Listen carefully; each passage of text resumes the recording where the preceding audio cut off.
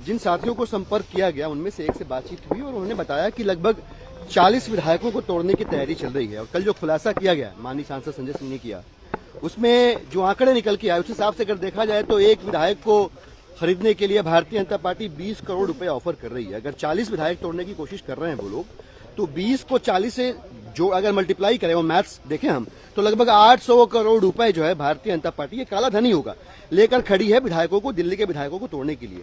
ये समझ में आना चाहिए। दिल्ली की जनता और देश की जनता जानना चाहती है कि 800 करोड़ रुपए किसके हैं। रोज एक नया प्रपंच रचते हैं लोगों का ध्यान भटकाने के लिए। कभी कहते हैं कि मेरे विधायक खरीदने की बात हो रही है, जहाँ मेरी ससुरी कहते हैं मेरे को खरीदने की बात है, कभी लुकआउट नोटिस की बात करते हैं। रोज एक नया प्रपंच रचते हैं। आज उन्होंने कह दिया कि हमारी जो वहाँ पे सरकार पलटने का, तख्ता पलटने का मामला था वो विफल हो गया।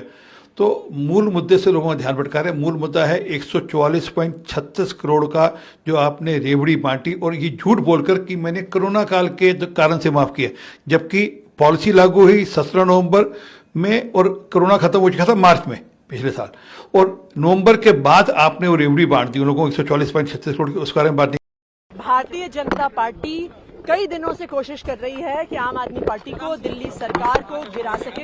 हमारे विधायकों को पैसे के ऑफर दिए जा रहे हैं, धमकियां दी जा रही हैं। दिल्ली के उप मुख्यमंत्री को भी धमकी दी गई थी। उनको भी कहा गया था कि अगर तुमने हमारा ऑफर नहीं एक्सेप्ट किया तो फिर ये केसेस आगे बढ़ेंगे, नहीं तो केसेस विड्रॉ कर लिए जाएंगे। लेकिन ये आम आदमी पार्टी को तोड़ने का, दिल्ली सरकार को गिराने का पहला प्रयास नहीं है। भारतीय जनता पार्टी पहले भी कई ऐसे ऑपरेशन लोटस करने की कोशिश कर चुकी है, आज तक नाकाम रही है, आगे भी नाकाम रहेगी। इधर उधर की बात करने से कुछ फायदा नहीं होगा। किसको क्या ऑफर आ रहा है, आपके पास ना कोई एविडेंस है। पिछली बार आपने खुद झूठे एविडेंस तैयार किए थे, वो देश के सामने आ गए थे।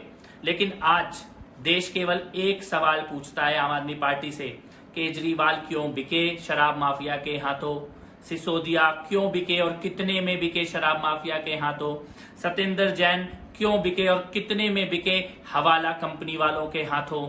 इन सवालों के जवाब दो।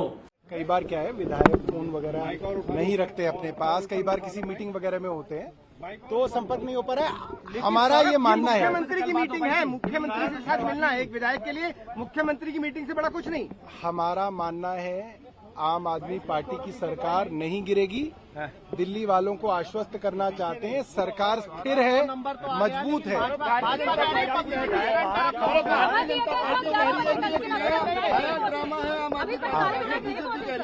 विधायक आएंगे, मैं आपको आश्वस्त कर रहा हूँ, सब आएंगे। दिल्ली की भ्रष्ट शराब नीति के खिलाफ ये एक आंदोलन है, और जिस तरह से भ्रष्ट शराब नीति है, उस भ्रष्ट शराब नीति में जब वो हजारों करोड़ के घोटाले में फंस गए हैं, अब उनके पास कोई जवाब नहीं है, और इसीलिए वो तमाम तरह की नौटंकी ड्रामे कर रहे हैं। केजरीवाल जी, आपके ड्रामे बहुत जनता ने देख लिए हैं, लेकिन अब सच जानना चाहती है, और ये जवाब जानना चाहती है कि दिल्ली की जनता की टैक्स की कमाई का पैसा आपने शराब माफिया को क्यों लुटाया, क्यों दिल्ली के खजाने को शराब माफिया के लिए लूटने के लिए छोड़ दिया। इस बात का जवाब दीजिए आप।